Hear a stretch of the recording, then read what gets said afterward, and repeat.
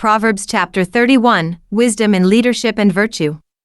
Proverbs 31 is a profound chapter of the Bible that presents two complementary visions of wisdom, one for public leadership and the other for personal virtue. The first portion, encompassing the words of King Lemuel's mother, offers guidance for rulers and those in positions of authority. Through her counsel, Lemuel is reminded to avoid indulgence in behaviors that could weaken his judgment or compromise his integrity. She warns against excessive attachment to women or pleasures that can distract a king from his duties, emphasizing that leaders must exercise self-control.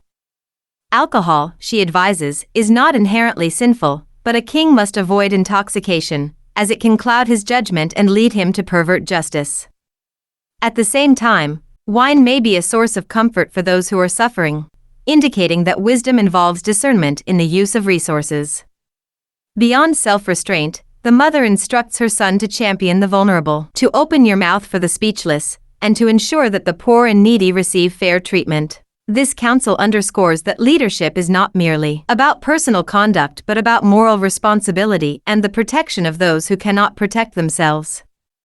The latter portion of Proverbs 31 shifts focus from the public sphere of leadership to the domestic and personal virtues of a woman described as the virtuous wife. This section, composed as an acrostic poem, celebrates a woman whose worth is far beyond material wealth, emphasizing character, diligence, and reverence for God. She is depicted as industrious and resourceful, managing her household with skill and foresight, seeking materials, investing in property, and producing goods for the marketplace. At the same time, she is compassionate, extending her care to the poor and needy, ensuring the well-being of her family, and demonstrating kindness and wisdom in her speech. Her strength and diligence are coupled with moral integrity. She does not indulge in laziness but actively oversees her household and contributes meaningfully to her community. The chapter concludes with the affirmation that while charm and beauty are fleeting, a woman who fears the Lord commands lasting respect and praise. Her value is acknowledged by her family and the wider community, and her life stands as an example of virtue realized through action. Together, these two sections of Proverbs 31 convey a unified message. True wisdom manifests in ethical conduct, self-discipline, and active responsibility toward others. In leadership or daily life, virtue is measured not by external appearances or fleeting pleasures but by moral character, diligence, compassion, and reverence for God. The chapter bridges public and private life, illustrating that the principles of justice, care, and integrity are essential both in the governance of society and in the management of one's household. Ultimately, Proverbs 31 portrays wisdom as practical, actionable, and deeply rooted in ethical and spiritual values, offering guidance that is both timeless and applicable across different spheres of life. Chapter 31. The words of King Lemuel, the utterance which his mother taught him. What, my son? And what, son of my womb? And what, son of my vows? Do not give your strength to women, nor your ways to that which destroys kings. It is not for kings, O Lemuel, it is not for kings to drink wine, nor for princes intoxicating drink, lest they drink and forget the law, and pervert the justice of all the afflicted.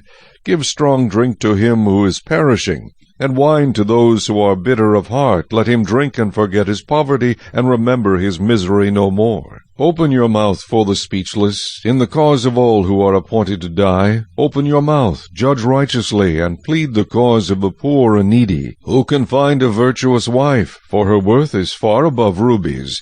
The heart of her husband safely trusts her, so he will have no lack of gain. She does him good and not evil all the days of her life. She seeks wool and flax, and willingly works with her hands. She is like the merchant ships. She brings her food from afar. She also rises while it is yet night, and provides food for her household, and a portion for her maidservants. She considers a field and buys it. From her profits she plants a vineyard. She girds herself with strength, and strengthens her arms. She perceives that her merchandise is good, and her lamp does not go out by night. She stretches out her hands to the distaff, and her hand holds the spindle. She extends her hand to the poor. Yes, she reaches out her hands to the needy. She is not afraid of snow for her household, for all her household is clothed with scarlet. She makes tapestry for herself. Her clothing is fine linen and purple. Her husband is known in the gates when he sits among the elders of the land. She makes linen garments and sells them, and supplies sashes for the merchants. Strength and honor are her clothing. She shall rejoice in time to come. She opens her mouth with wisdom, and on her tongue is the law of kindness. She watches over the ways of her household, and does not eat the bread of idleness. Her children rise up and call her blessed. Her husband also, and he praises her. Many daughters have done well, but you excel them all. Charm is deceitful, and beauty is passing. But a woman who fears the Lord, she shall be praised. Give her of the fruit of her hands, and let her own works praise her in the gates.